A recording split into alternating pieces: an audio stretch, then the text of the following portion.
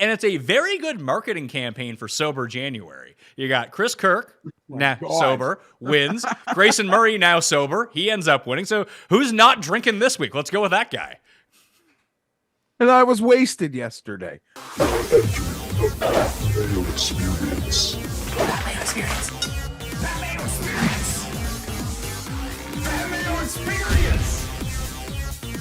Experience.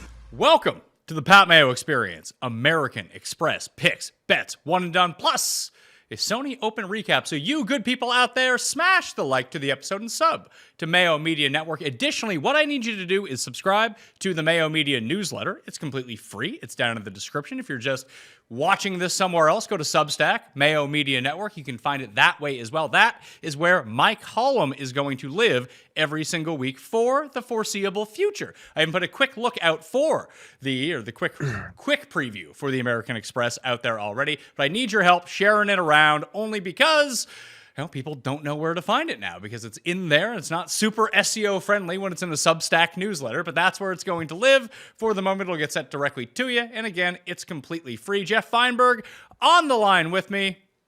Ben Ann broke your heart, didn't he? Yeah, I look weathered. It's not really Ben Ann. I just got deep into the sauce. I had a good day, not Ben Ann related. Like I was deep into it, deep into it with some buddies, enjoying the football, winning bets, and that was just a fun sweat.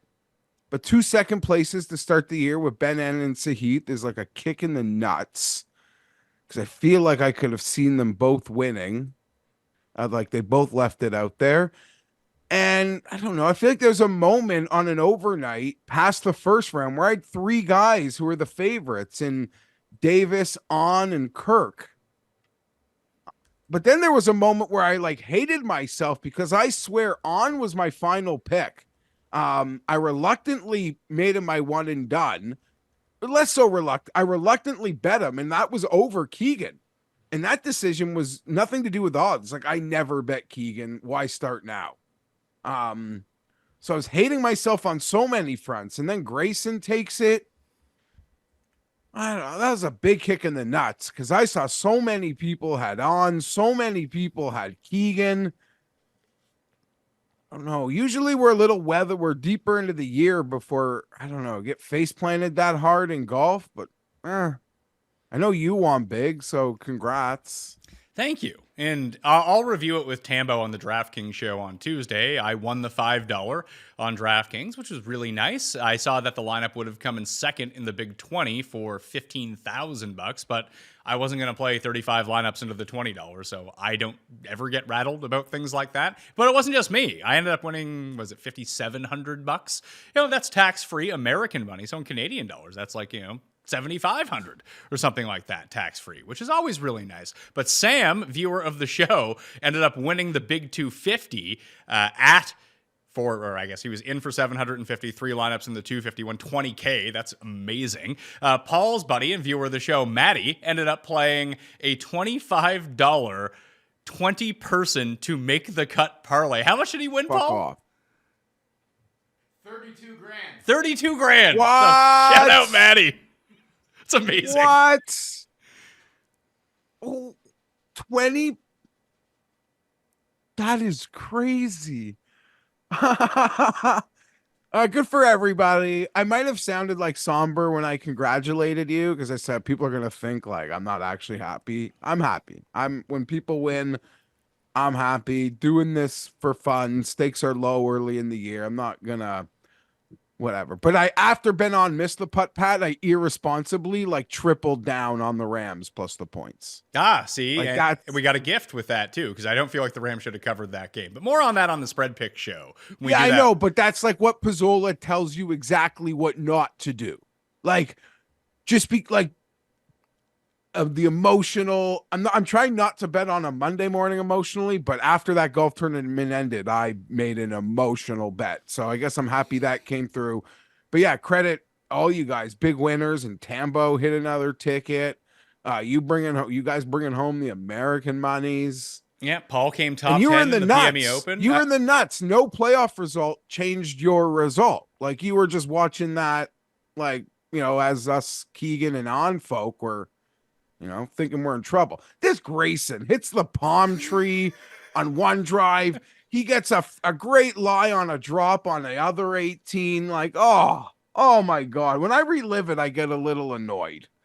Well, I'm not annoyed until I actually relive it. And then Ben N on Saturday on 18. What a fuck. Well, there's a few things that I wanted to get to. One, I said, because, I'm cash rich now, at least temporarily. I cashed out most of that money because that's what I do on DraftKings. I like to have a set amount that I have in there at all times, and anything above that, it's almost like my gambling accounts. Once I get two up, it goes back into like my just gambling account where it stays, and if I have to re-up, I re-up from that account, but just I have to get it off of there before I spend it all. That's always been a good strategy for me over the years. But I have 2 winners to give away. I said anyone that retweeted the tweet that I put out, that I would do that, and I said, you probably want to use fantasynational.com/Mayo for 20% off, because that's how I did it. Vince Peluso is one of the winners. I sent you a DM on the X machine. Shout out Vince, long time. There Long you time. go. I recognize that one. Long time. The Pasulo 8 on X. And then Dale, who just has one name, Dale. He's like fucking Pele. We got at DG Wildcats 1. You are also a winner of $100. So I sent you both DMs. Shoot me your PayPal. I'll PayPal you $100. That's how this works. So thank you all very much for sharing around that I did well, because that's how I sell subscriptions to Fantasy National. So it's working. So, I've covered the $200 already. Paul just sent me a picture of his friend's ticket. I haven't read a book that long since the 7th grade. Like, I listen to them on audio now, but I would have thought that's fake. I swear to God, if someone tweeted, I'd be like, that's fake. What is that? They even would let you make, like, I feel like they'd even cut you off at a certain, like, number of legs. Like, holy shit. Yeah, there's $32,083.34 off the $25 bet. That's amazing. But that's like Jericho's list of moves. The 104 or 1004? Yeah. Like, we'll have to go to commercial break and come back and we'll still be reading it? Yeah. Like, what? Wow. Yeah, So long.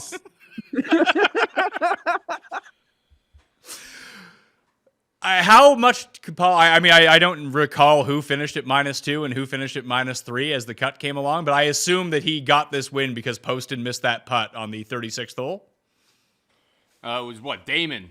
Damon, sorry. Yeah, he had Eric Cole in there, so you needed the -2 to happen. So here's the thing that I didn't want to complain about, Jeff. If the cut is -3 and not -2, I win way more money on DraftKings. Way more. That sucks. Can I ask one more question about this ticket? Did he leave? Because he's got a lot of the chalk. And that's not a complaint. That's just You're complaining the guy noticing the guy hits a 2,000 to 1 ticket. You're like, played too much chalk. No. I want to make a joke that ties back to our orbit. Is he like in the orbit? Did he leave Fitzpatrick off because Tim made him his one and done? Or that was just random or a hunch? Let's just go with didn't like him. Okay, yeah, no. It look like it's all the incredible ticket. I don't know if he's a full-blown Andercust believer. Okay, yeah, no, that was my thought, because like I was thinking like which chalk could have blown up this ticket. Obviously, he didn't have it. Incredible. Shout out Maddie. Well, that just means I need to bet Maddie Schmidt this week. I wanted a reason to anyway, and I think this is going to be my reason. Does Maddie like the Bills? Like, does he need to cash out before he goes heavy on a Monday afternoon football game after he just won $30K? Like, okay. So Snap out of it. So I did sort of like a live cut sweat because my wife went out on Friday night, so I was at home with the kids. It's like, oh, it's Friday night at 9 p.m. What am I going to do? It's like, oh, I'll tune into the Sony.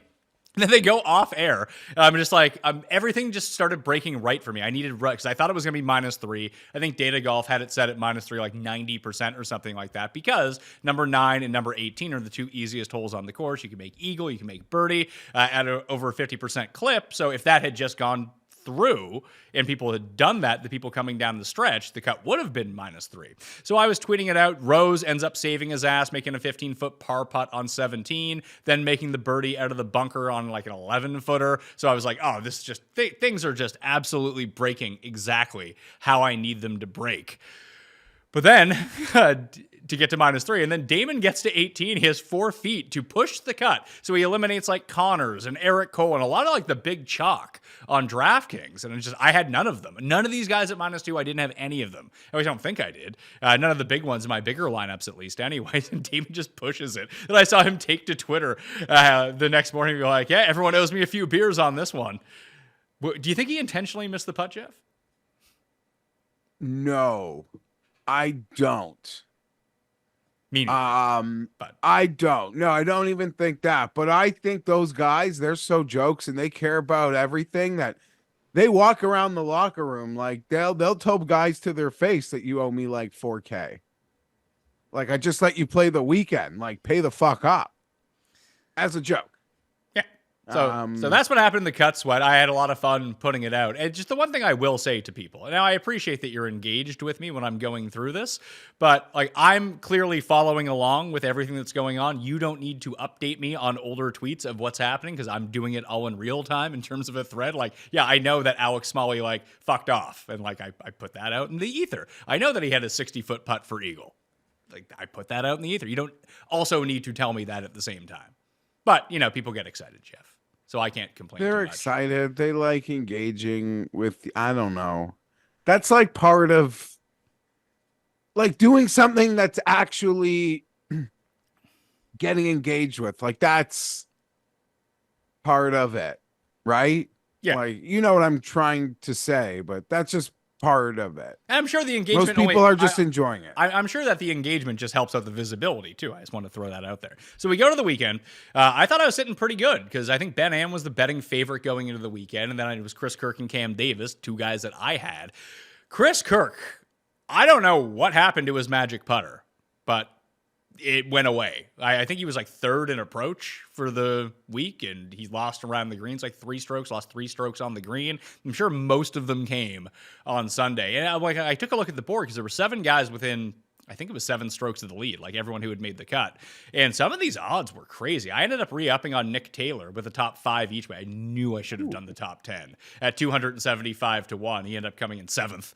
He just needed 1 more stroke. He needed 2 more. And it's funny, those 2 strokes were he missed a 5-foot eagle on number 9 on Sunday. And then he missed, he had the par putt for 5 feet and blew that on like 14. That was my week right there. It would have been like a 5/6 chop for the top 5, but it would have been well worth it because there were chasers. Like you knew that the chasers were going to come the moment that the wind died down. As Paul kind of pointed out to me before the show, like this is one of the best finishes in a while. Like it was thrilling. Guys just went nuclear for a while. You had that stretch of 4 holes where everyone was making birdies and eagles, and then you get the nerves. Like 17 is a tough hole. It's a long par 3, and then even on 18, if you don't hit the fairway, you might end up like Keegan and just have the world's shittiest lie. And I feel like just running it back in my head, we seem to get exciting finishes here on the regular. A lot of it has to do, I think, with you don't have your very elite of the elite players, but you still have enough good players in the field because a lot of people are making their season debuts. And it's a course where any skill set plays. Like it is somewhat of a putting competition, yes, but if you're just dialed in with your wedges, you can go make those putts. Like Ben An should have won this tournament. He had the eagle putt to win that he barely missed on the 72nd hole. And he had a 4-footer that didn't even like come within a foot of the hole in the playoff. Like that was insane. Oh, yeah. Golf. But he's riding form now, though, right? How is he not playing this week? That's incredible. I guess, yeah, he's so comfortable and won 700K. Use him in my one and done, so you know, unless he wins, he's not going to top that. That felt good. You bet Benny Ann, like... I had a horrible feeling about the putt. It's easy to say after. Truth is, I flipped back to something football, and when I flipped back, it was like Grayson. The camera was like right on Grayson, like a look of like the disbelief I just won. He just missed. So I'm like, oh no. But I don't know, man. What must have been going through his head before that one? And then as Grayson drops his, he's like, now I have to make this. Honestly, didn't Yeah. like one of us. I literally, he probably would have been the same headspace as me. And my buddies know we always make Fienberg cut out. Henley kind of blew it. He missed a 3 or 4 footer. I think it was on 17 that lipped it out, and then he couldn't get it done. He got in the bad lie as well on 18, and he had an 11 footer to, I guess, would have got into the playoff, and he missed that. But here's what I want to throw out, because it never benefits me, and that's maybe why I hate it so much. But Carl Yuan, Crazy Carl, my guy. Love you, Crazy Carl. But he puts it in the bunker on 18. And then he takes, I don't know, it was either a hybrid or a 5-wood or something out of it. And he skies it over the grandstands. And then he just gets a free drop basically on the green. And then Grayson gets his free drop because of the line of sight. Like, that's a bit more... that's fine, I suppose, because that's something that's in the way. And I guess that the grandstands are technically in the way. But can we just come up with a rule that if you hit it into the fucking grandstands, it's out of bounds? Or at least you have to lose a shot somewhere? It's ridiculous. Everywhere. Rom did it last year. Yeah. Well, Rom did it even crazier. He bounced one off. Like, he did one where he actually used it as a backboard and it went to like 4 feet to the pin. But yeah, it's such bullshit. I don't know. If I'm on the right side of it, I guess I'm not complaining. You just hope you are, but I hate it. I hate it too. It's really freaking tilting. I can't believe Grayson made the putt, though. I can't believe he made the putt. I'm way more shocked Grayson made that putt than I am Benny missed his. Like, unequivocally. Not even close. I think it was a 40-footer. So Grayson makes the 40-footer in the playoff. I think for the previous 18 holes on the day, he had made 27 feet worth of putts. Like, he probably should have won this tournament going away if he had made a putt at any point on the front 9. Yeah, but there are no Grayson backers on Twitter telling me about all the putts he was missing. So I didn't know that. There was one guy tweeted me his screenshot of a in-game live. He used the Fantasy National live leaderboard and bet Grayson at 50-1. So shout out to that guy. Yeah, probably, because there are a lot of names. He had no name value. He was still loitering. And Carl Yuan, I just want to ask you, is he becoming like a good short course guy, or is my perception, like, because I watched him in person in Canada play really well and have a lead for a bit?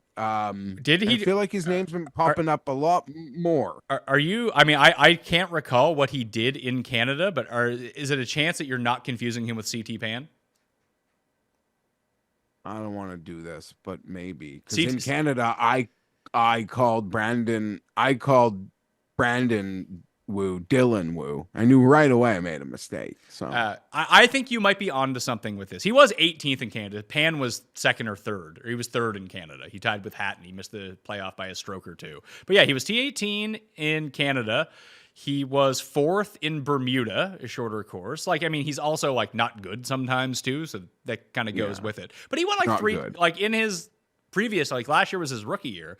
Previous to that, I think he won the Corn Ferry. He won 3 times on there. Let's see. Yeah, Sony 21, KFT Championship 5th, Pinnacle 5th. Yeah, I mean, it's probably where you want him. All of his, it's not that he's a short course specialist because he still sucks on some sort of short courses, but all of his best performances are on short courses. So yeah, throw him into that Rota. Look out for him at Heritage or the Players Championship.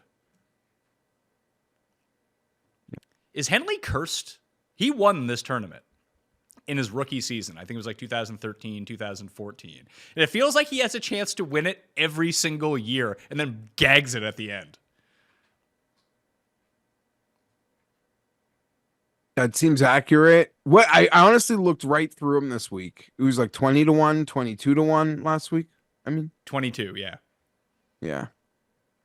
Should we talk about Grayson? I mean, the guy just won a tournament. That's back-to-back triple-digit winners to start the season on the PGA Tour. And it's a very good marketing campaign for Sober January. You got Chris Kirk, now sober, wins. Grayson Murray, now sober. He ends up winning. So who's not drinking this week? Let's go with that guy. And I was wasted yesterday. Yeah, great story. It really just shows... golf still has that special way of, because these events, and not all events are filled with stars, you get the opportunities for these sort of personal interest story. I'm really curious to see how, if I don't mean like the mainstream, like, I don't think he's going on like the Today Show. I don't mean it like that, but I am curious to see if this one gets leaned into a little.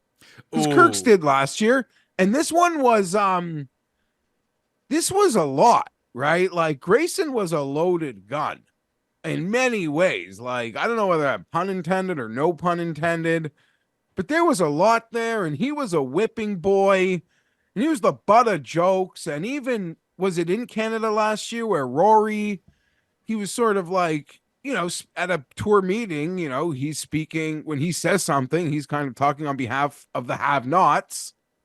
Rory tells him to play better. He's going to the Masters. It's a loaded convo. I don't even know what to say, but you have your way with it.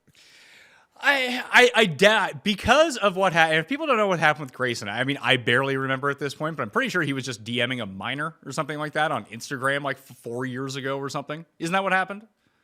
It was something very close. No, Jeff froze. He probably had. But yeah, it did seem like he was something about girls and proms and then into DMs. That's my blurred memory of it. I don't think we're too far off. Not like he did anything, but he was cringe and gross. Yeah, it was a very bad look. So I think that bad look stink is probably still on him. This is step one, I guess. Hard to lose that, though. It is, yeah, but getting the fact that like he's kind of rehabilitated his life. Obviously, everyone enjoys a good comeback story, and like Grayson was a real guy for a while. Like he was someone, even at points last year when you looked at the Barbasol or something, and he started playing really well on Corn Ferry. Like I guess when he sobered up and like kind of got his life back together, the guy's an immense talent, and he's been around for a while now. I can't believe he's 30 years old. I remember when.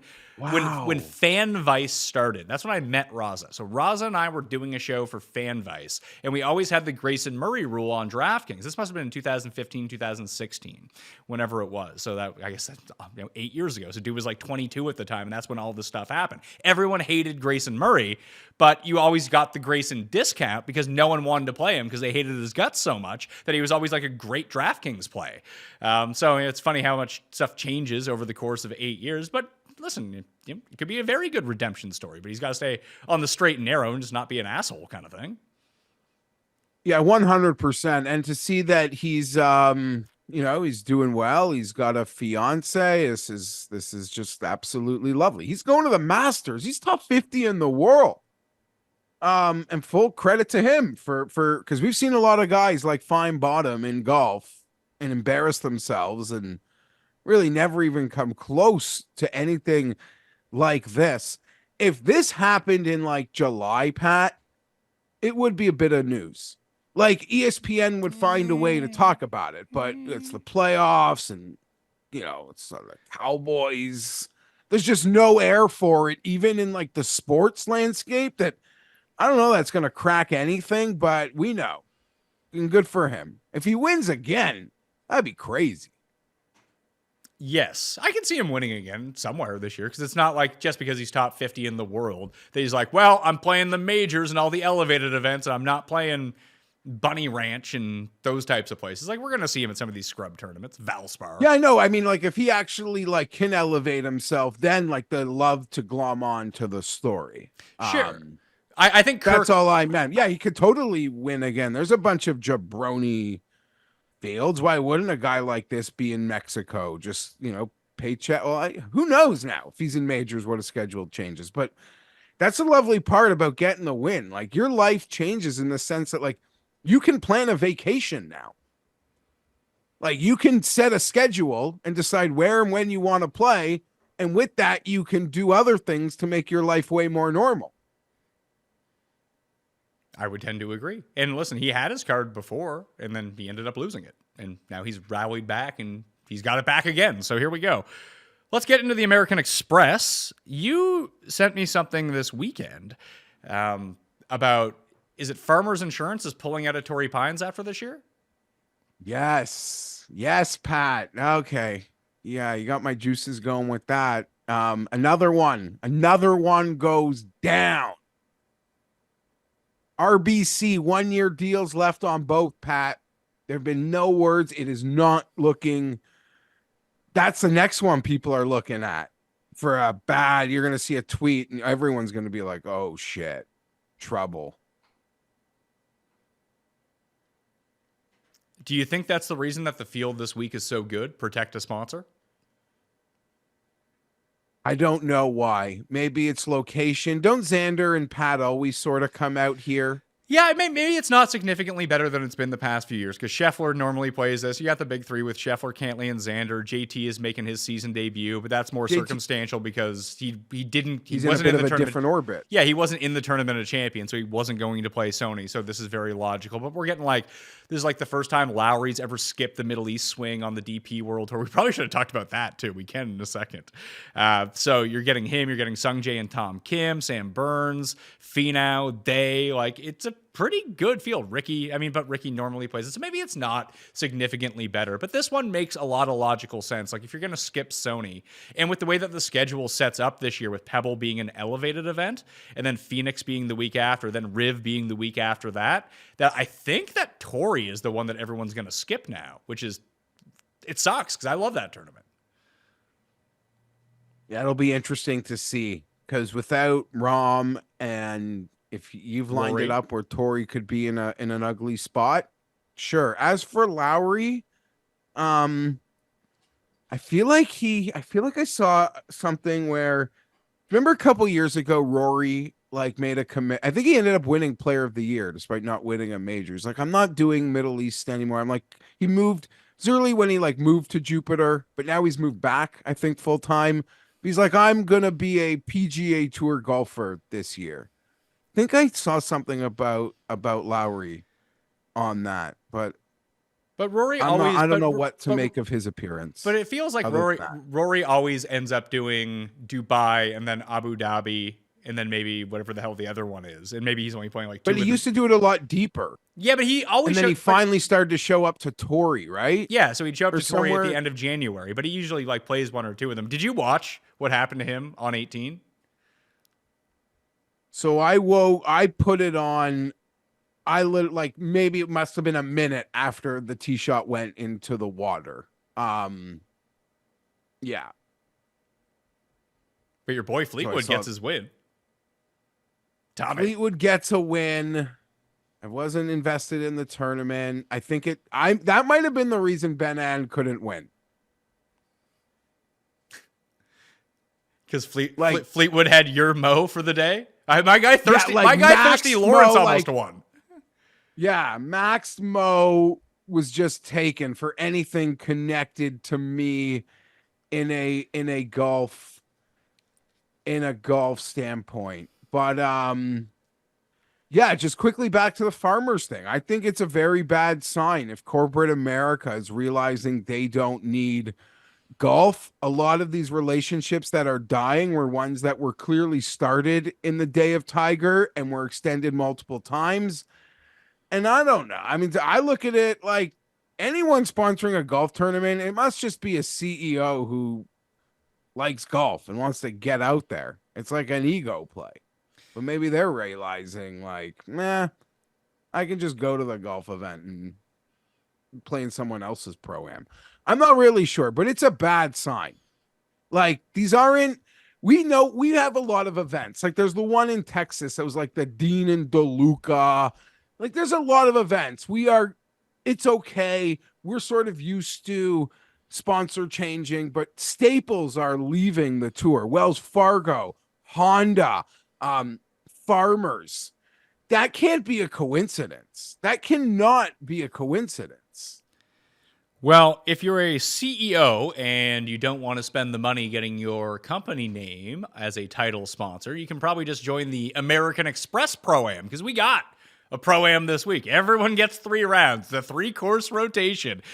And there's only cameras at the stadium course. There's only ShotLink at the stadium course. So unless you're shooting a 59 and someone's going to run out with a handheld camera next to you, and maybe they'll follow around one of the featured groups, this is probably the time to get in because this is the real jabroni Pro-Am. It's Carlton from Fresh Prince, Ray Romano's stunt double, George Lopez and a bunch of accountants from big firms. Yeah, this is truly like the executive pro-am.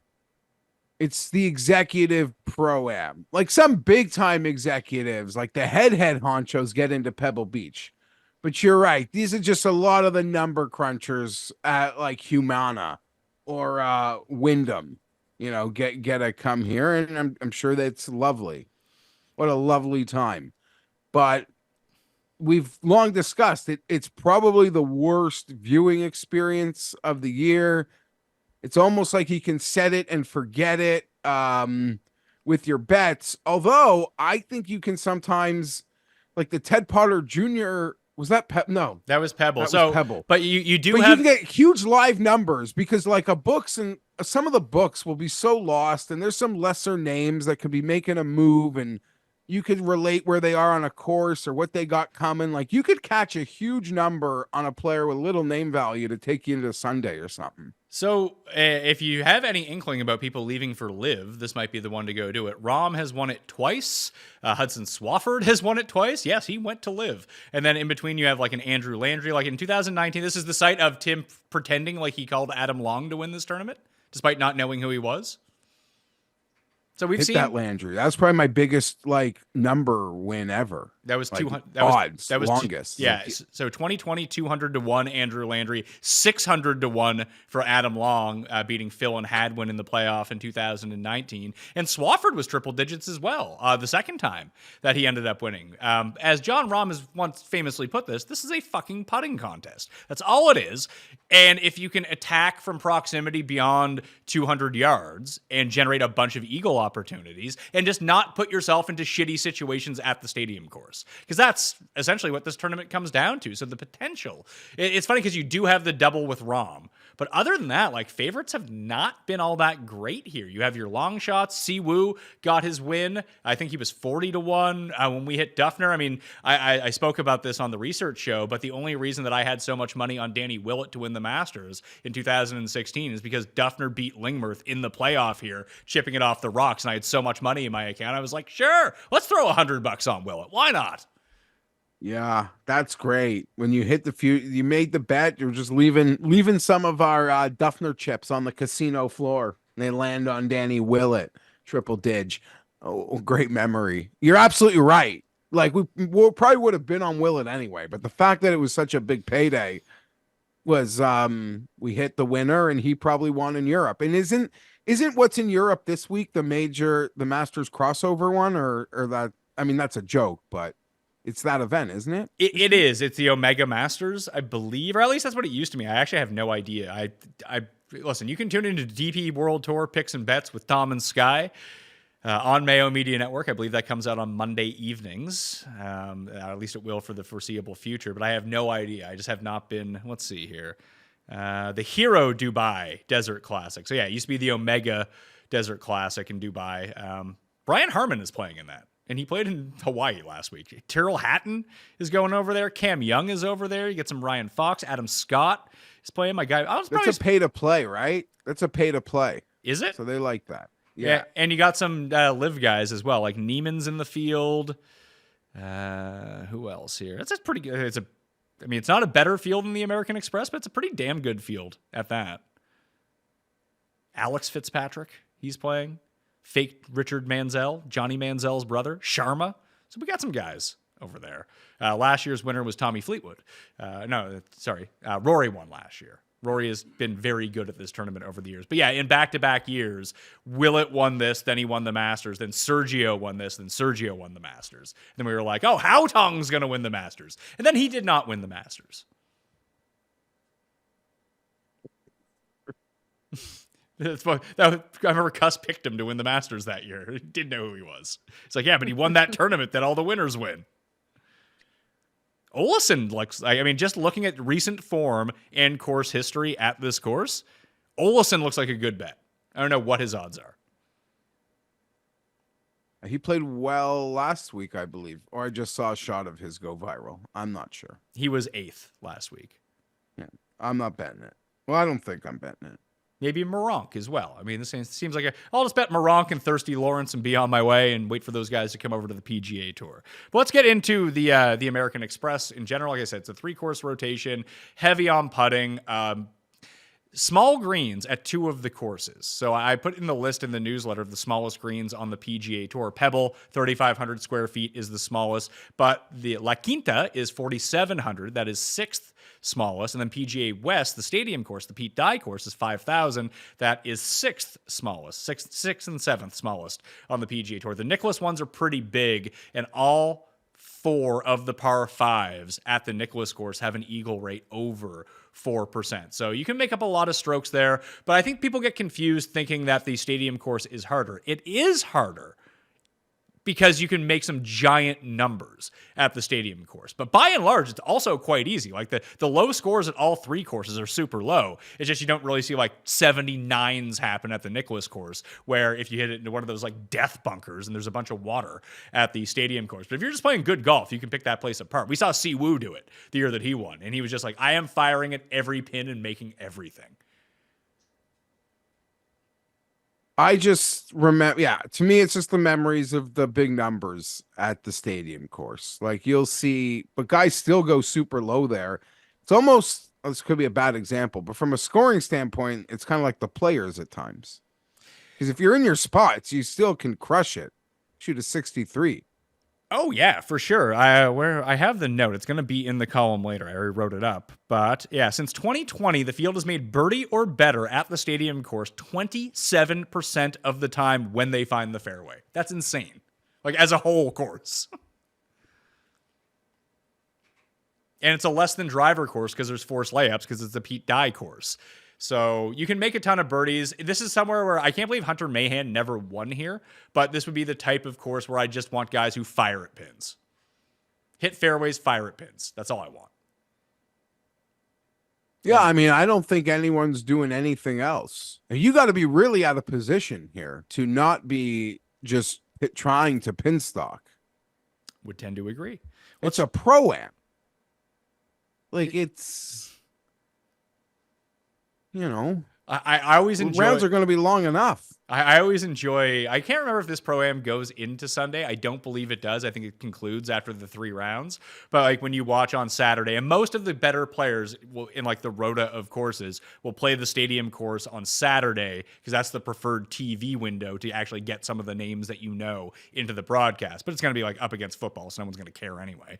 But when you like watch Thursday and Friday, the Golf Channel coverage, it'll be like, oh, there's, I don't know, Davis Thompson and Bo Hostler playing in a group together. And then you also see like the other dudes in the group. They're just absolutely terrible. They're just waiting for them. Like, because like Pebble Beach is one thing, but at this course, like, you know, some of the bunkers at the stadium courses, they're like 30 feet down. Like these guys are fucking dead if they're in there. They just pick up the ball. Dead.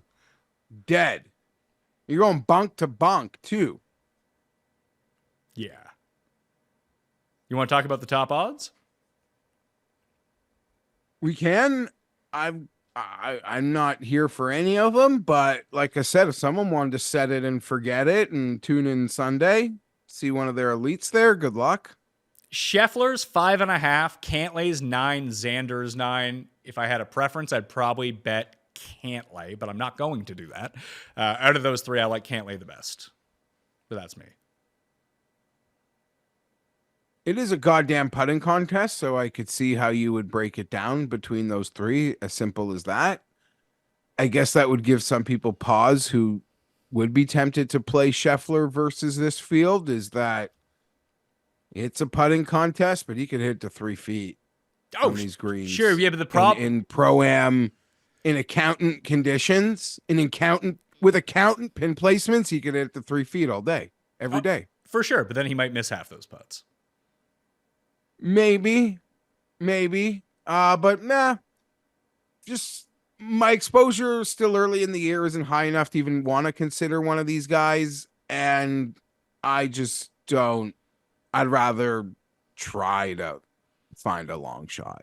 Yeah. Like the fun of it. Like, I don't know. Yeah, I'm with you. That's embarrassing because this is a golf thing, Pat, where if one of those guys win, we're like the golf bettors were snobby and that like we don't even like give props to the guy who hits the 5-1, the 9-1. Like, nah, congrats, man. That's not how you bet golf. Yeah, congrats on 6xing your money with Scotty Scheffler. Yeah, pal.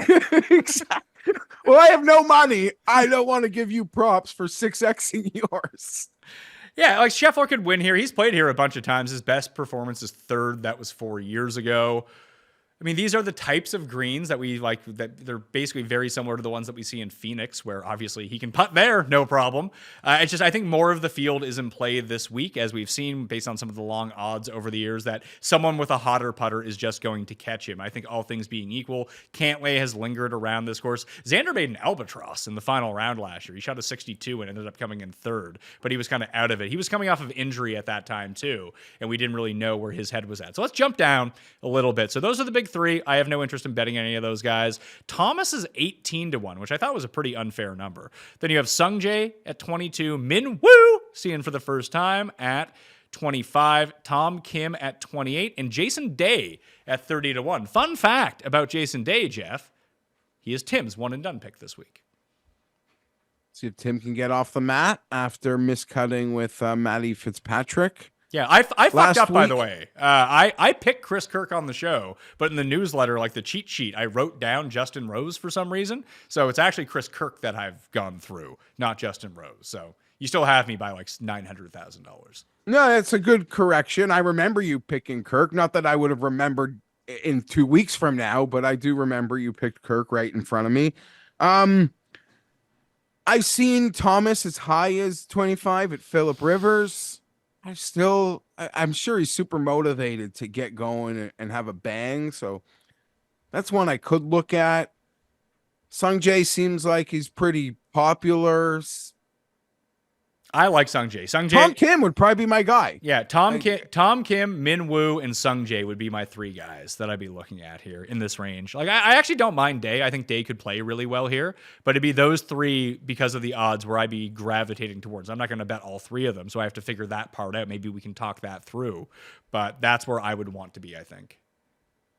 Yeah, totally like it all. It's Min Woo's first start. I'm all in on Min Woo. So like I joked with some other events at the Century, I think he's going to have a monster year. I think I've bet him at 3 of the 4 majors. So that's like betting the team you pick to win the World Series to win game 1 of 162. So I'm maybe we'll see if I'm mentally strong enough to pivot off that. But Tom Kim, right now, Tom Kim would be the one that I trust the most. I've already backed him this year. Don't want to get into the well of that. But I agree with the assessment of those three. I'm not here for Jason Day. I'm not betting it. Day was, what was he, T18 a year ago. This was kind of like the first flash of like, top 20 for Jason Day. That's pretty good. Then he like went on his run of playing really well. Tom Kim was rebounding the week after he was the favorite at the Sony Open, and he ended up making a really nice charge towards the end. But like those names stick out in our minds, but you do have this collection of guys just after them, be it Burns, Fowler, Poston, who just posted a 61 at the Sony, was T6 here last year, as a T7 in 2019. It's a good course history. Eric Cole was there at 35. Wyndham Clark, 35. Finau, 35. Kirk, 40. Cameron Davis, 40. All the way down to 45. Like Lowry, Siwoo Kim, Bhatia are all there. Ricky, yeah, I mentioned Ricky. And then you have your guy, Geoff. He's back. Daniel Hauserberger, 45-1. How long into the week until he's 100-1? Yeah, I don't understand that one bit. I'm sure it's higher at other places, but you could wait that one out. A lot of interesting names, and it's a punting contest. So there's a lot of player profiles you could just bet. Like your Eric Cole, like your Poston, you can get cocky and be like, I can bet that profile at 80-1, 100-1, 150-1 if I want to as well. JT would probably be the one I would trust the most, I feel like, of the names you just read off. I'm not sure if you said Hadwin. No, Hadwin's farther down the list. Oh, JT Poston. I thought you meant Justin Thomas. Oh, sorry. Yeah. Wow. The good JT is who you're talking about. And just to rewind one moment, because I'm obsessed with Min Woo, but would you not, I mean, that's a talent play, but would you not agree? Like, why do I want to play if a guy who I believe's like skill set is perfect for a PGA championship isn't what he does well, like totally mitigated at this shit show? Not really. I mean, he absolutely crushes the ball off the tee, and you're going to be forced to lay up a little bit here. He's a really good putter. So I think it actually kind of plays to his advantage a little bit because he is so good with the flat stick. Talk to me, baby. Talk to me. Hey, listen, he won twice during the swing season. He won in Macau. He won in Australia. He comes into the season with a ton of hype. The only pushback I would have against him and Justin Thomas is 14 of the past 15 winners played at least one of the 2 Hawaii events, and they didn't. Yeah, totally. And if you're looking for a reason not to take those guys along with Lowry, like that's your reason. I don't think that actually means all that much. That's just a fun nugget because most people do play one of the 2 Hawaii events. I know, but in trying to like make a card, find for the handful, we say it every week. You're trying to find reasons to not bet someone. Sometimes that's enough. So you can go that way if you wanted to. One thing I will kind of throw back for Minwoo, he doesn't have a ton of experience at Pete Dye courses, but he played 2 of them last year. He was 6th at Sawgrass and 9th at the Travelers. So maybe Minwoo is the play. Maybe he is the play. See, like I've seen Finau as high as 40, which is, tempting, but I think I'd rather play an Adam Hadwin. So I think Chris Kirk might be the play again. Like, he played amazing last week and legitimately could not make a putt. Like, it was infuriating to watch. You'd be like, Chris Kirk to 8 feet, miss. Chris Kirk to 4 feet, miss. Chris Kirk to 13 feet. Oh, is that a 3-putt? Fantastic.